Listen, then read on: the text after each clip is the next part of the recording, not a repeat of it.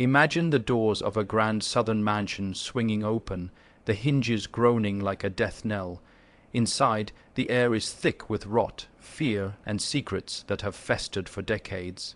It's 1864, and Union soldiers have stumbled upon a house no history books mention, a house that shouldn't exist on any map.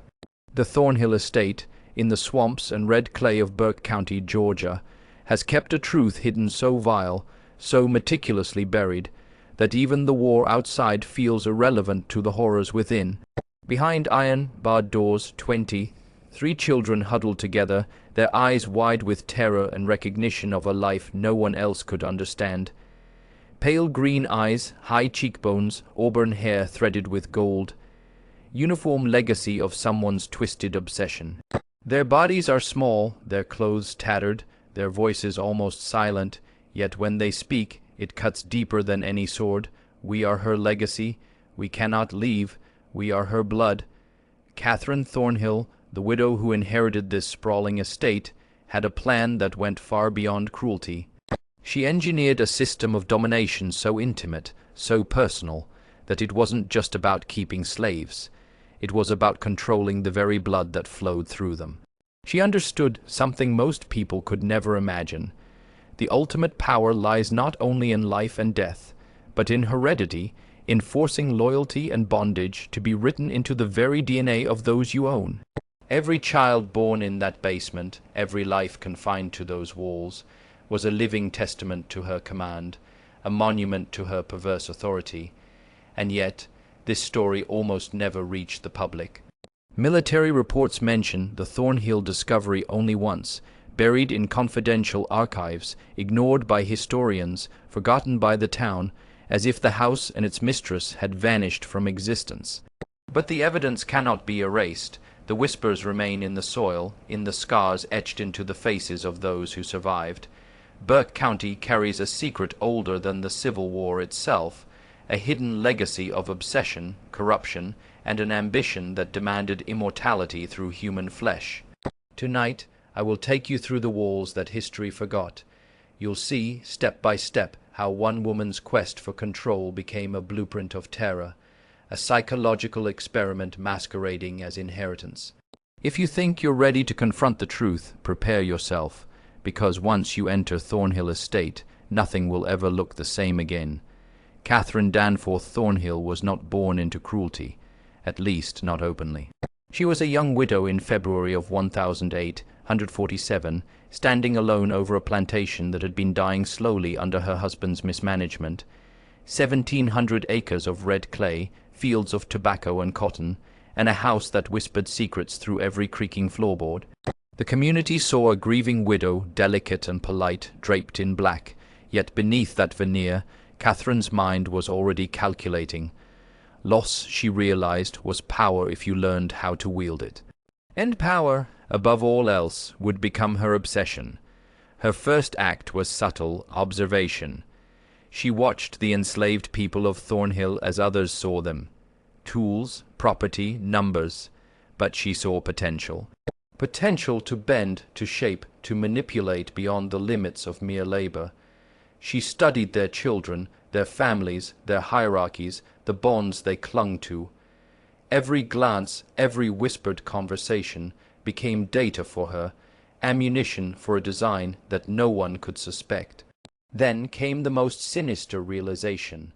The only way to make loyalty permanent, unbreakable, hereditary even, was to intertwine it with her own blood.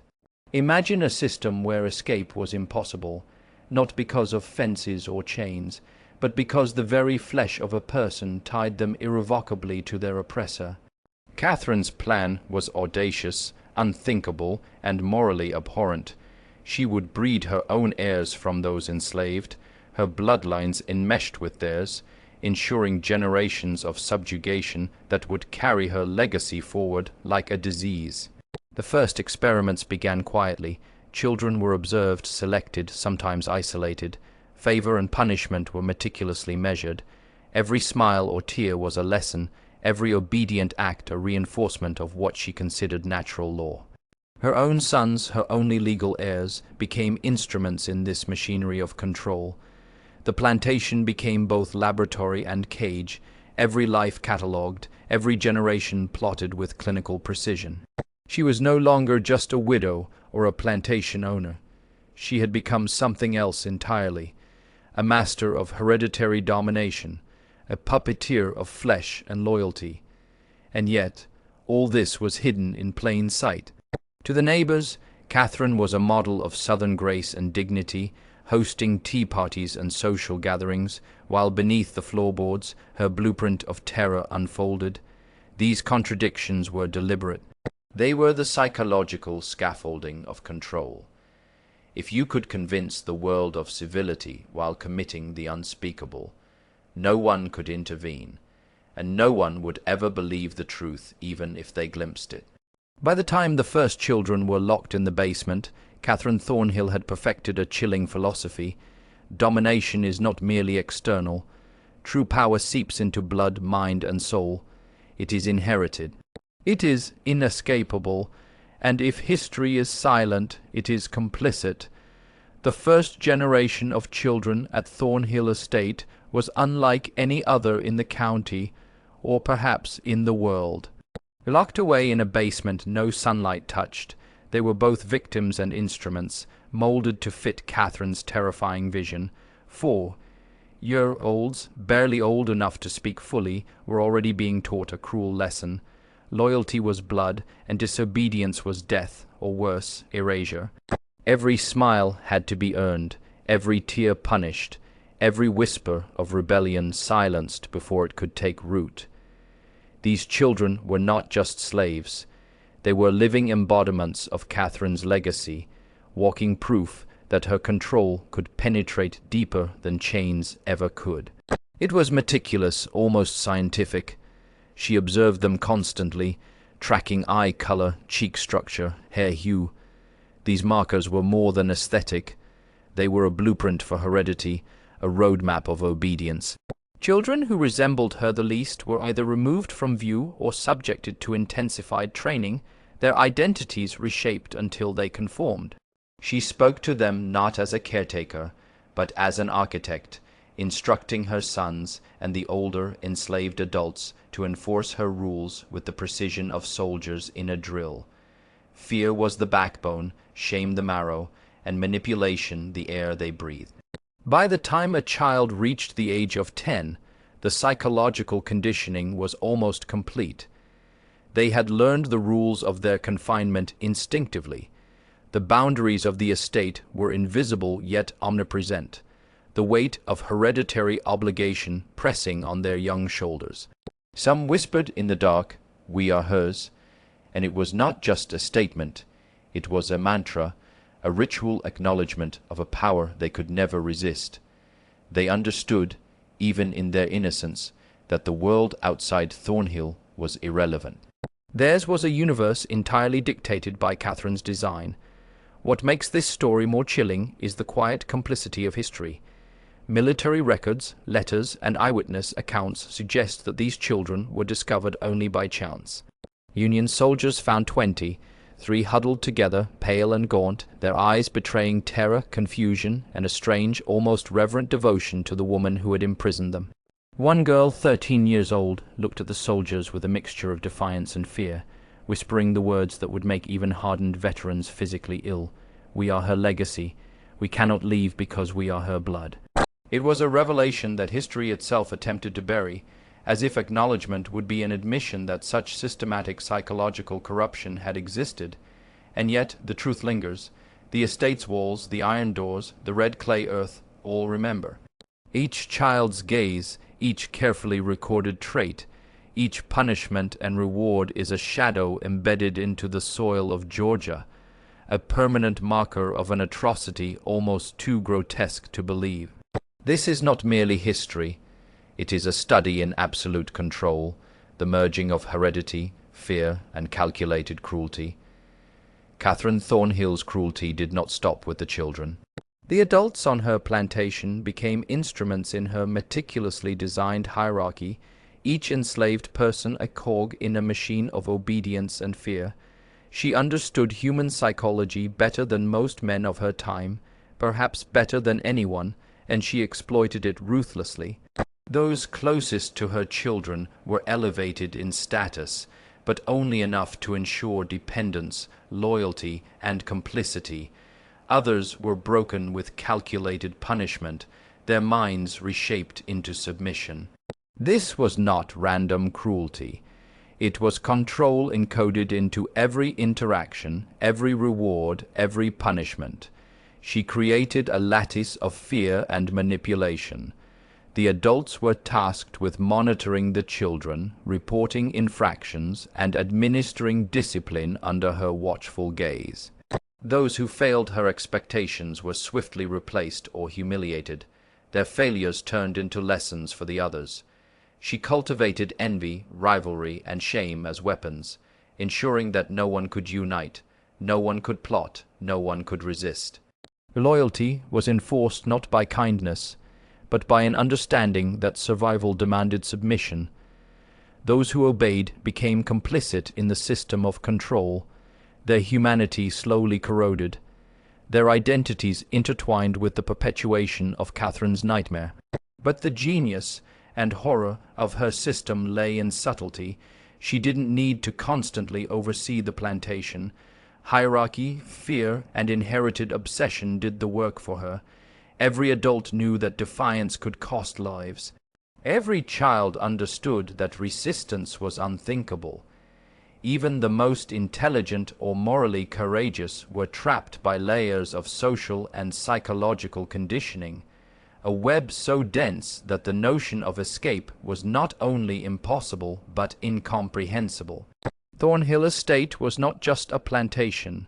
It was a psychological laboratory, a proving ground for total domination. And yet, outside the estate, the world remained oblivious. Local histories omit Thornhill entirely. Military letters briefly note the discovery, but bury it in archives. It's as if reality itself conspired to erase what happened within those walls, but the truth does not disappear. Every recorded observation, every iron-barred door, every whispered mantra of "we are her blood," is proof that Catherine's system worked. She had engineered a self-perpetuating cycle of power, a hierarchy where fear and inherited loyalty ensured that her control would extend beyond her lifetime. The chilling reality is this: Katherine Thornhill understood something that modern society has yet to fully confront.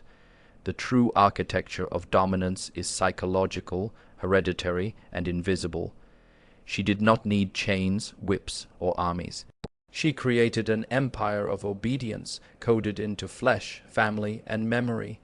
And when Union soldiers finally opened those iron doors, the world glimpsed only a fraction of the horrors she had engineered, a tip of an iceberg whose base remains hidden beneath the soil and secrecy of Burke County, Georgia.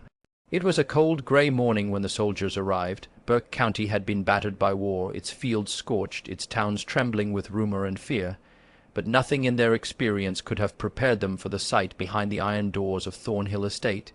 The hinges groaned as if in protest, and when the doors finally gave way, a darkness, physical, psychological, almost alive, spilled into the soldiers' world.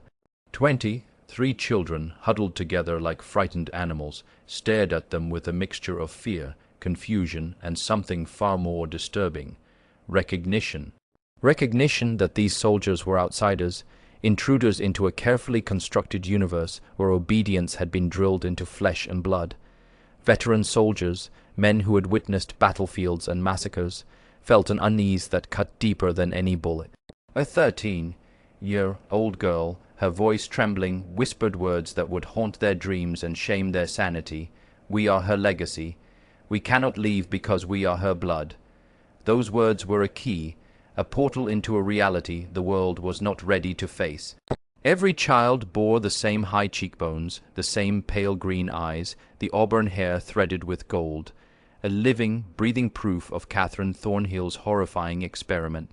Soldiers recorded the scene, but only in the most cryptic language, in letters marked confidential, archived and buried for over a century. Even in the military, the incident was deemed too disturbing, too unspeakable to share openly. The suppression of Thornhill's nightmare did not end there.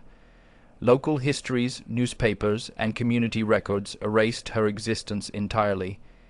It was as if the earth itself had swallowed her estate, her children, her crimes. Yet the evidence remained, stubbornly persistent. Whispers in the soil, iron bars rusting in the basement, and a small group of survivors carrying the memory of her control. This deliberate erasure served a dual purpose: to protect the reputation of the region and to prevent society from confronting the raw, unfiltered mechanics of hereditary domination. What the soldiers glimpsed was not just abuse, it was the architecture of ultimate control. A woman had learned to exploit inheritance, loyalty, and fear to forge a system that survived her presence, a system designed to perpetuate itself in bloodlines. And when the world failed to acknowledge it, the horror was doubled, first, through the act itself, and second, through the deliberate forgetting. This is the moment where reality splits. History will tell you about war, about battles, about strategies and victories. But history will whisper nothing about Thornhill Estate, about the children who carried her legacy in their veins, about the power of one woman to reshape human lives for generations. And as we descend further into this story, you must confront a simple, unsettling truth. The horrors most dangerous to humanity are not always public, not always recognized. They are quiet, insidious, and written into the very fabric of life itself. Halfway through this journey, I want you to engage. Comment the phrase "blood holds power" twice below, not just to signal your presence, but to lock in the awareness that you are seeing what most of history tried to erase. It's a symbolic act, a declaration that you are awake to the hidden mechanics of power. In the basement of Thornhill Estate, darkness was more than the absence of light. It was a teacher, a warden, a tool of obedience. The children had no clocks, no sense of day or night, only the measured rituals Katherine imposed to shape them into living vessels of her control. Food was distributed with precision, praise doled out only when they mirrored the behaviors she demanded. A glance too long in the wrong direction, a whisper in the wrong tone, and punishment followed, not just physical, but emotional, psychological, existential. Shame became as tangible as chains, fear as omnipresent as the walls themselves. Every act of conditioning was rooted in legacy. They were constantly reminded, subtly and overtly, that their existence was a reflection of Katherine's will. "We are her blood" became more than words, it became instinct, a mantra that reinforced both identity and captivity. By the age of 6 or 7, the children understood the invisible boundaries of obedience better than many adults. The basement was their universe, Katherine the god whose commands dictated reality. Their minds, their emotions, even their very identities, were meticulously sculpted to serve as extensions of her desire for absolute control. The rituals were bizarre, even to the soldiers who later discovered them. Mornings began with line formations, head counts, and careful observation. Children were tested. How quickly could they obey? How well could they read fear in each other's eyes? Older children were given tasks to enforce obedience in younger ones, ensuring that the system replicated itself organically. Loyalty was not encouraged, it was engineered. Guilt and fear were the instruments, blood the medium, and the children's survival depended on submission. Every glance at an outsider, every misstep, every flicker of independence could be punished, sometimes subtly, sometimes cruelly, embedding the rules of control deep into their psyche. And yet there were moments of quiet rebellion. A glance, a whispered word, a shared memory in the dark. But even these were fleeting, suppressed quickly by the weight of legacy. The psychological chains Katherine forged were stronger than iron, more intimate than handcuffs. They became instinct, a self-reinforcing cycle of fear, obedience, and identity tied irrevocably to her bloodline. This is the essence of her power, not merely domination over life, but domination over thought, over identity, over the very perception of freedom. These children were alive, yet they had no autonomy. Their loyalty was inherited, their fear imprinted, their legacy inseparable from the woman who created them. This is why history barely remembers Thornhill Estate. What is invisible is often incomprehensible, and what is incomprehensible the world prefers to forget. Katherine Thornhill's power was not confined to the walls of her estate. She understood that true domination required the world to look elsewhere, to remain blind, ignorant, and compliant. Her influence stretched into the courts, the local government, and the very social fabric of Burke County. The plantation itself was a stage of civility, tea parties, charity appearances, polite greetings to neighbors. To the outside world, she was the embodiment of Southern grace, a widow managing her inheritance with dignity. But beneath the polished surface, she was constructing a far more insidious empire. Inheritance, laws, and social norms became tools of control. By marrying her legacy to her legal heirs, she ensured that any attempt to disrupt her system would threaten not only property but familial bloodlines. Outsiders who might have sought to intervene, neighbors, local authorities, even abolitionists, saw only legality, civility, and propriety. Those who questioned her authority were subtly discredited, marginalized, or dismissed. Her manipulation of perception was as meticulous as her control over flesh and blood. To break her, one would need to see not only the physical evidence of horror but the invisible lattice of power holding it all together. Within this framework, the children's fate became almost impossible to alter. Even if soldiers or visitors glimpsed the truth, the social and legal scaffolding surrounding Thornhill Estate insulated her plans. Local records deliberately omit her existence. Military correspondence buried her crimes. And those who survived carried the weight of secrecy, the guilt of complicity, or the trauma of memories too monstrous to share. Every layer of suppression reinforced the others, creating a psychological prison as real as the iron bars and basement walls. And yet, the most horrifying aspect is the elegance of the system. Obedience was not merely enforced, it was inherited, codified, naturalized. Katherine Thornhill understood that the ultimate power is invisible, intangible, and self-perpetuating. She had created a mechanism where knowledge itself could be weaponized. Awareness of the system made escape impossible, ignorance reinforced control. Those who saw could not intervene, those who did not were irrelevant. This was domination perfected, silent, systemic, eternal. As we continue deeper into this story, remember this: true power is often hidden in plain sight. It is the whisper behind polite smiles, the invisible hand guiding the machinery of law, fear, and expectation. Katherine Thornhill's empire of control extended far beyond red clay and iron bars. It reached into minds, into blood, into history itself. And the more you understand it, the more you realize just how many systems in the world today operate on the same principles she perfected. When the Union soldiers finally stepped inside Thornhill Estate, they encountered more than suffering. They encountered a system so precise, so psychologically calibrated, that it defied comprehension. Veteran men, hardened by the chaos of war, recoiled at what they saw. Children as young as 4, perfectly shaped to mirror Katherine Thornhill's features, their obedience so ingrained it bordered on instinct. Some tried to speak to them, but the children hesitated, eyes wide with a mixture of fear and a loyalty that was inherited, not chosen. Every glance betrayed the same unshakable truth. These were no ordinary captives. They were living vessels of Katherine's will. The soldiers documented what they could, but even their language faltered. One letter, preserved in the archives of the 34th Massachusetts Infantry, described the children's appearance, their numbers, and the whispered words that would haunt them for the rest of their lives.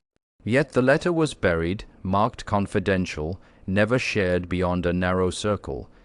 Even in the army, the horror was deemed too monstrous for public record. Officers feared that acknowledging it would destabilize notions of morality, decency, and the very concept of human autonomy. So the story vanished into the shadows, leaving only hints for those willing to dig deeper. But Katherine Thornhill's influence did not vanish with the discovery.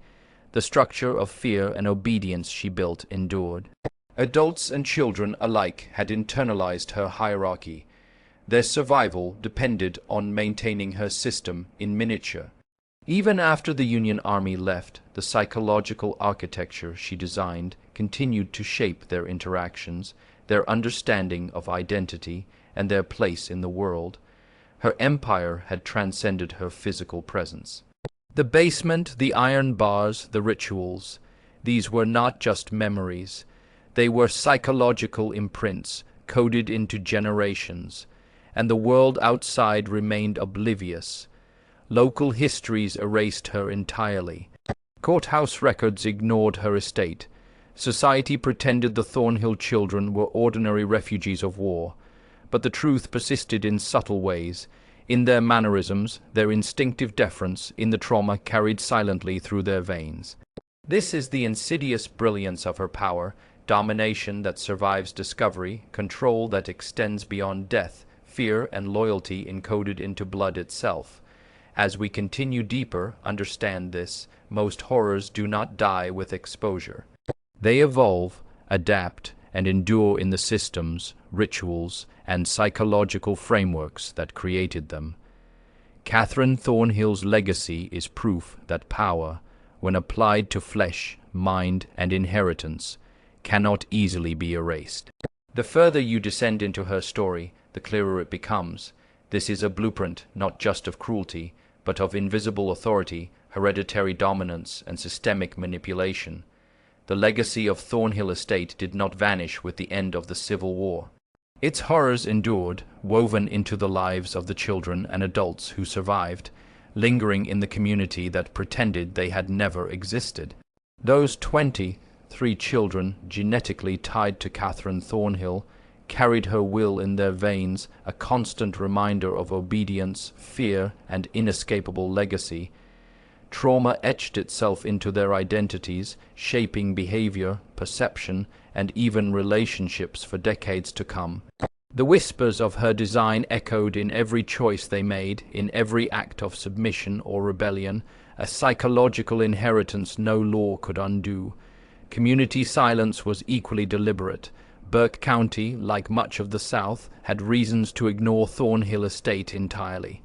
Acknowledgement would have demanded confrontation with moral corruption at the highest, most intimate levels. A woman, a widow, manipulating not just labor but bloodlines, enforcing a system of hereditary bondage that mocked every claim of decency. Denial became a shield, the absence of record a pact of collective complicity, and yet those who survived carried the weight of memory in ways that no history book could capture, in patterns of fear, in instinctive loyalty, in the quiet knowledge that power often hides behind civility and law. Katherine Thornhill's experiment foreshadows modern systems of control. Her methods, hierarchies, psychological conditioning, hereditary loyalty, and social manipulation, mirror the strategies used by institutions, corporations, and governments today. They are invisible, systemic, and insidious. The true measure of power is not violence, but the ability to shape identity, allegiance, and thought across generations. The same mechanisms she perfected in the basement of a Georgia plantation echo in boardrooms, bureaucracies, and the subtle orchestration of obedience in societies that claim freedom. And this is why history both remembers and forgets. The outward narrative of war, reconstruction, and progress hides darker truths. That domination, when applied to mind and blood, can survive centuries, can evade law, and can shape humans in ways that are nearly irreversible. Thornhill Estate was not an anomaly. It was a blueprint, an extreme example of what happens when control is applied not just to life, but to identity, heredity, and legacy. Now, if you've been following, I want you to take another symbolic action. Comment the phrase "blood holds power" twice again. Let it solidify in your awareness, locking in the realization that power is often invisible, hereditary, and psychological, and that understanding this is the first step toward mastery over systems that most people never perceive. By now, you understand that Thornhill Estate was more than a plantation. It was a crucible of control, a laboratory where power was refined to its most intimate, insidious form. Katherine Thornhill taught a truth few are willing to confront. Domination does not require chains, armies, or cruelty alone. True power seeps into the very fabric of identity, entwines with heredity, and manipulates perception itself. Those 23 children, bound to her by blood, were not just victims. They were living, breathing proof that control can be eternal, invisible, and horrifyingly elegant. What makes her story relevant even today is not merely the grotesque cruelty, but the principles she exploited. Observation, psychological conditioning, manipulation of loyalty, suppression of information. These are not relics of history. They are the hidden mechanisms that govern institutions, governments, and even the social hierarchies we navigate every day.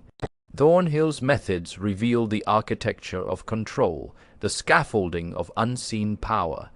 And if you can see it here, in the basement of a forgotten Georgia plantation, you can recognize it everywhere else.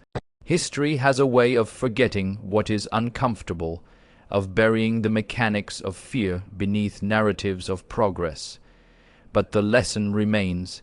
Power is inherited, reinforced, and often invisible. It resides in bloodlines, in traditions, in rituals, in the silences we accept, and the obedience we enforce without realizing it. Thornhill Estate is a warning, a blueprint, and a mirror. Look closely, and you see that systems designed to dominate, control, and manipulate are everywhere, less obvious, more sophisticated, but operating by the same timeless principles. The real horror is not the basement itself, nor the iron bars, nor even the children. It is the realization that this pattern is replicable. Anywhere obedience can be coded into identity, anywhere loyalty can be manipulated through fear or perception, anywhere secrecy hides the machinery of control, the Thornhill model survives.